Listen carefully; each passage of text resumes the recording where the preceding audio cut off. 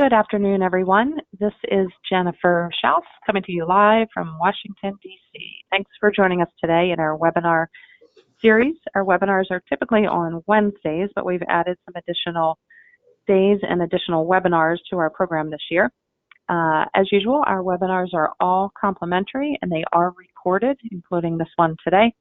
Our recordings for today's various sessions should be available later this evening on our YouTube channel and on our website. Our YouTube channel now has over 300 government contracting webinars. Again, they're all complimentary, so it's easy to get to those and listen to them in case you've missed anything or want to go back and re-listen to any of the webinars. We do not take questions, simply to keep the webinars short and sweet. So if you do have questions for our speaker today, Dr. Jamie Sokolow, you can contact him directly. His contact information will be on the last slide, and we'll keep that up for a couple minutes so you guys can jot that information down. A little commercial here, a little bit about us. We do provide professional services for federal contractors. That includes product companies, service companies, software firms, large companies, small businesses, domestic and foreign. Our main service is the GSA schedule service, and some other service offerings are listed there as well. Our newsletter, which goes out every Monday at 11 a.m., hits roughly 16,300 plus subscribers, and that includes both federal government and government contractors. We are running a December cyber special, so if you are interested in advertising, we've got some discounted rates on our pricing. Just send us an email to the hello address that you see there on your screen, and we'll send back a note with the pricing. Okay, moving on to why we're here today. Dr. Jamie Sokolow will be presenting, and his topic today is roles and best practices for gold team reviews. So I'm going to stop talking and let Jamie, the expert here, take over. Jamie, thanks again for joining us. Look forward to your presentation. Thank you. It's a pleasure to be here. Next slide, please. Today I'm going to be talking about roles and best practices for gold team reviews. In my work with nonprofit organizations and businesses, I have learned that the best way to improve a proposal is to have a color review. In the business world, there are often many color reviews. In the nonprofit world, because of limitations of time and resources, there usually are fewer. I'm going to talk about gold team reviews, which are applicable to any kind of proposal. And I'm going to talk about them in terms of three phases: preparation, review, and implementation. Next slide, please. A gold team review comes at the very end of a proposal effort. It is the next to the last review before the white glove review. And the purpose of the gold team review is to make sure that your proposal follows the 3 C's. It's complete, it's compliant, and it's convincing, and that senior management in your organization have read it and signed off on it. Next slide, please. Gold team members who are going to review your proposal need to come from 2 groups. One group is senior management, who are going to approve the proposal and give you the go-ahead to submit it. The other group is your proposal team, some of whom will be doing a detailed review of the proposal to catch certain kinds of mistakes or errors that I will talk about in a couple of minutes. Next slide, please. So let's start with the first step, preparation. At the beginning of any proposal effort, you should create a proposal calendar that lays out all the major steps, milestones, and deliverables from the kickoff meeting to the submission of the proposal. You need to schedule a gold team review on your proposal calendar about 2 days before the submission of the proposal. Once you do that, you can identify your gold team reviewers. that is senior management and members of your team. About 2 weeks before the goal team review, you need to send your reviewers a formal invitation to review by email. And as I mentioned, and I will keep mentioning, the gold team members come from the two groups, the senior management people and the proposal team. They will do different kinds of reviews, but they will complement each other. Next slide, please.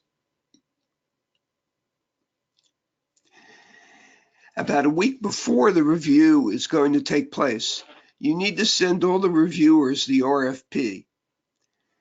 Of course, members of your proposal team will be very familiar with the RFP, but it's good to send it to them as a reminder that they need to review it before the goal team review. For members of senior management, frankly, it's highly unlikely that they're going to read the RFP, but they may read parts of it to familiarize themselves with the effort, and that's good. Along with the RFP, you should provide a brief set of instructions to reviewers, telling them what to do and giving them a very clear deadline for submittal of their track changes and comments.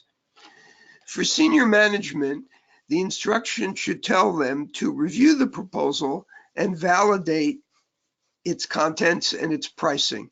They don't need to do any track changes or any comments unless they find something that really perturbs them.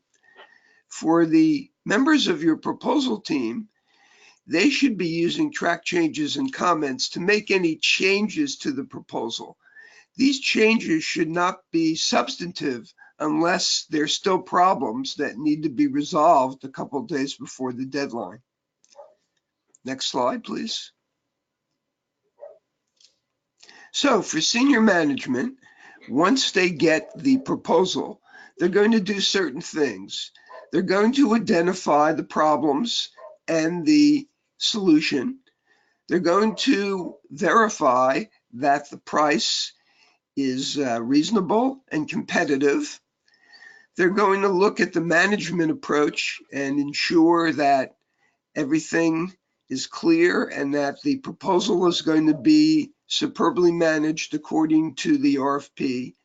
And lastly, they're going to determine whether the proposal is convincing or not. It's not enough, as you know, to be complete and compliant. You have to be able to argue that you have a superior solution to the problem that's been identified in the RFP. Next slide, please.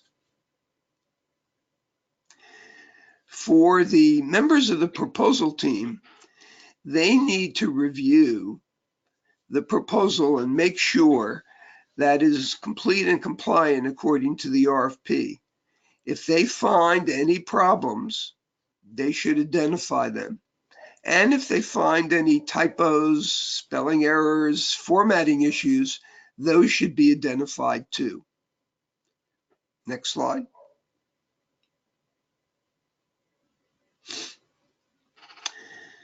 So now we're looking at implementation. Once the reviewers have completed their reviews, they need to be emailed to the proposal manager because he or she is going to be the person who's going to collate everything and resolve everything. So the proposal manager is going to receive all the track changes and comments, and from those, he or she is going to create a new version of the proposal. This is a clean version. It incorporates all the changes that have been noted by the Gold Team review. If the reviewers have identified a problem, then you have just a couple of days to resolve it. It could be a problem with pricing, could be a problem with the solution, could be a problem with the graphics. There are all sorts of problems that come up at the last minute. But whatever it is, you only have about 48 hours to resolve it. And so you need to focus on that in the final stages. Next slide, please. So from my point of view, there are certain keys for a successful gold team review. First of all, you have to select the right reviewers and schedule everything in advance. I like to stress this because I think it's very, very important. If you wait to do a gold team review, you'll find that people are unavailable or do a very hasty job. You need to schedule the review at the very beginning of the proposal effort and identify the gold team reviewers, tell them what they're expected to do, and give them a very clear sense of roughly when they're going to receive the proposal. And that way, they will be able to put it into their Google calendars or their schedules and be ready when the gold team appears. I also strongly recommend that when you do a gold team review, you need to assign what I would call a gadfly reviewer to check all the sections. I've worked on hundreds and hundreds of proposals, and even though I consider myself rather experienced in this area, you still overlook things and make mistakes. The very familiarity of the RFP and the contents means that you will not see certain things that a gadfly reviewer will find. For example, a gadfly reviewer may tell you that according to the RFP, your gutters on your pages should be 1 inch, but that the gutters on the proposal are 0.75 inches.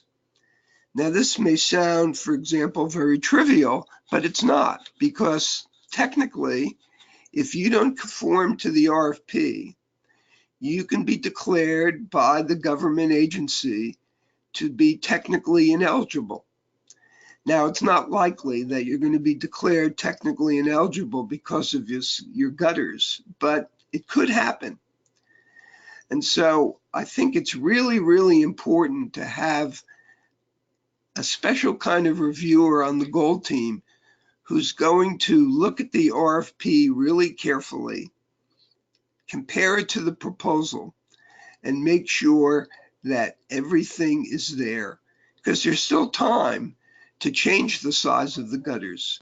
There's still time to improve the graphics or the action captions associated with the graphics. And there's still time to add a paragraph or two to make the argument more convincing. So that is the role of the gadfly reviewer. And you need to make sure that people know what they're doing. In other words, you need to make the review assignments very clear.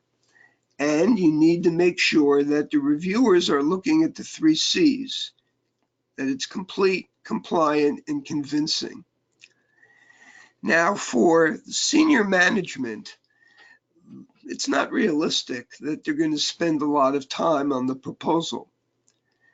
Some, though, may actually read it and read it carefully.